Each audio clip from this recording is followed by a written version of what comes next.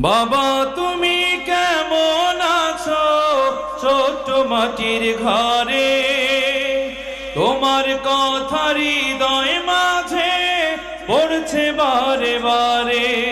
বাবা গো বাবা, বাবা গো বাবা, বাবা গো বাবা,